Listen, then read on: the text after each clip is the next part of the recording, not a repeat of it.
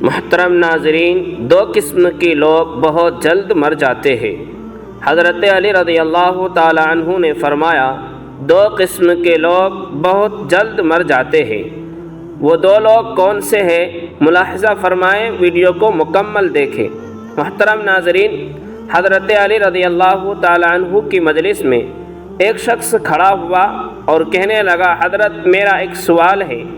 حضرت علی رضی اللہ تعالی عنہ نے کہا، بتاؤ کون سا سوال ہے؟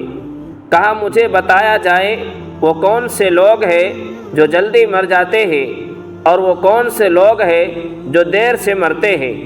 اور اتنے میں دوسرا شخص کھڑا ہوا اور کہنے لگا، حضرت میرا بھی ایک سوال ہے۔ حضرت علی رضی اللہ تعالی عنہ نے فرمایا، کون سا سوال ہے؟ تو وہ شخص کہنے لگا، یا علی رضی اللہ تعالی عنہ، میری بیوی ہے جو مجھ سے پیار نہیں کرتی بلکہ نفرت کرنے لگ گئی ہے۔ مجھے کچھ ایسی نصیحت ارشاد فرمائے، مجھے کوئی ایسا عمل بتائے جو میں اپناؤں اور بیوی کی نظروں میں قابل عزت اور قابل احترام بن جاؤں۔ حضرت علی رضی اللہ تعالی عنہ نے ارشاد فرمایا، اس پہلے والے شخص کو مخاطب کر کے جس شخص نے کہا تھا، حضرت وہ کون سے لوگ ہیں جو جلدی مر جاتے ہیں اور وہ کون سے ہیں جو دیر سے مرتے ہیں؟ تو حضرت علی رضی اللہ تعالی عنہ نے ارشاد فرمایا، دو قسم کے لوگ جلدی مر جاتے ہیں۔ پہلا وہ لوگ جو غصہ کرتے ہیں۔ حضرت علی رضی اللہ تعالی عنہ نے ارشاد فرمایا، جو لوگ غصہ کرتے ہیں، غصہ کرنے والے لوگ دیگر لوگوں کی نسبت جلدی مر جاتے ہیں۔ غصہ کرنے والے لوگ جو کہ ہمارے معاشرے میں یہ بیماری بہت زیادہ پھیلی ہوئی ہے، ہر بندہ غصے میں بھڑکتا ہوا نظر آتا ہے۔ غصہ کرنے والا شخص نہ اللہ تعالیٰ کو پسند ہے، نہ ہی اللہ تعالیٰ کے رسول صلی اللہ علیہ وسلم کو پسند ہے، اور نہ ہی اللہ تعالیٰ کی مخلوق کو پسند ہے۔ غصہ وہ سلگتی ہوئی اور تلی ہوئی مانند ہے جو دوسروں کو جلانے سے خود جلتی ہے۔ فرمایا، غصہ کرنے والا شخص بے خوابی کا شکار بنا رہتا ہے۔ غصہ کرنے والے شخص کو نیند نہیں آتی۔ غصہ کرنے والا شخص نیند سے محروم رہتا ہے۔ غصہ کرنے والا شخص سکون سے محروم رہتا ہے۔ غصہ کرنے والا چین سے محروم، قرار سے محروم۔ غصہ کرنے والا شخص پھیپھڑوں اور دل کا مریض بن جاتا ہے۔ جب یہ پھیپھڑوں اور دل کا مریض بن جاتا ہے تو یہ شخص جلدی مر جاتا ہے۔ ناظرین، غصہ انسان کی شخصیت کا باطنی اظہار ہوتا ہے۔ جب انسان کے مزاج کے خلاف کوئی بات ہو جائے تو اسے ناپسندیدہ عمل کے رد عمل میں کیے جانے والے اظہار کو غصہ کہتے ہیں۔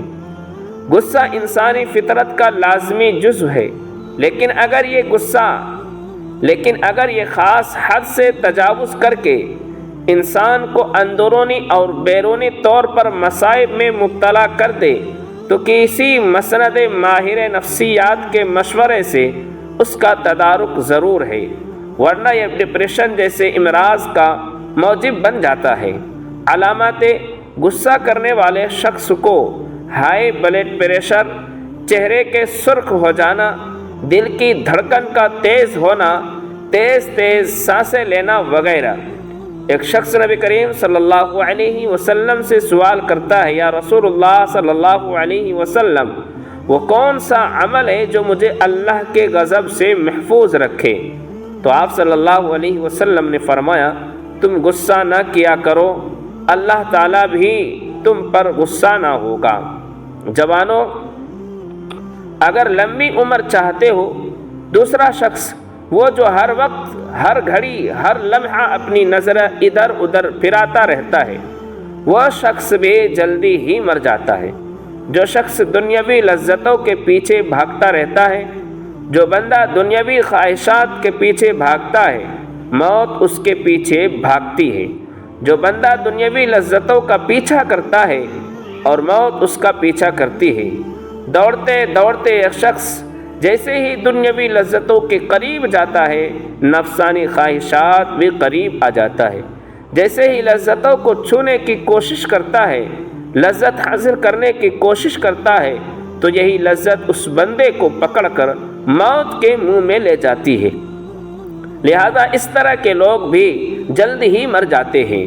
حضرت عائشہ صدیقہ رضی اللہ تعالی عنہ سے روایت ہے، آپ فرماتی ہیں میں نے رسول اللہ صلی اللہ علیہ وسلم سے دریافت کیا عورت پر سب سے زیادہ کس کا حق ہے؟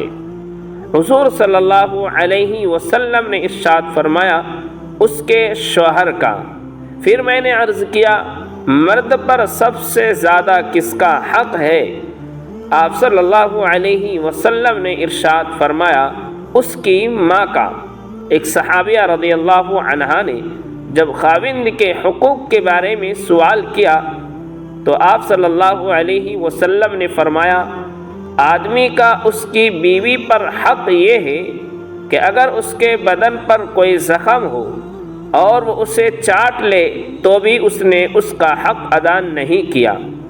حضرت ام سلمہ رضی اللہ تعالی عنہ سے روایت ہے کہ حضور اقدس صلی اللہ علیہ وسلم نے ارشاد فرمایا کہ جس عورت کا اس حالت میں انتقال ہو جائے کہ اس کا شوہر اس سے راضی ہو تو وہ عورت جنت میں داخل ہوگی۔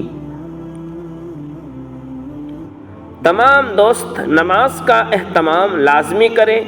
نماز پڑھنا ہر مسلمان مرد اور عورت پر فرض ہے۔ رسول اللہ صلی اللہ تعالی علیہ وسلم نے ارشاد فرمایا مجھے اللہ کی طرف سے حکم دیا گیا کہ لوگوں سے جنگ کرو اس وقت تک کہ وہ اس بات کا اقرار کر لے کہ اللہ کے سوا کوئی معبود نہیں، اور یہ کہ محمد صلی اللہ علیہ وسلم اللہ کے سچے رسول ہیں، اور نماز ادا کرنے لگے اور زکوٰۃ دے۔ جس وقت وہ یہ کرنے لگیں گے تو مجھ سے اپنے جان مال کو محفوظ کر لیں گے سوائے اسلام کے حق کے۔ رہا ان کے دل کا حال تو ان کا حساب اللہ تعالیٰ کے ذمے ہے۔ دعا ہے کہ اللہ تعالیٰ میرا سنانا اور آپ کا سننا اپنی بارگاہ الہی میں قبول اور منظور فرمائے، آمین ثم آمین۔ تمام دوست احباب کمنٹ باکس میں اللہ تعالیٰ کے 99 ناموں میں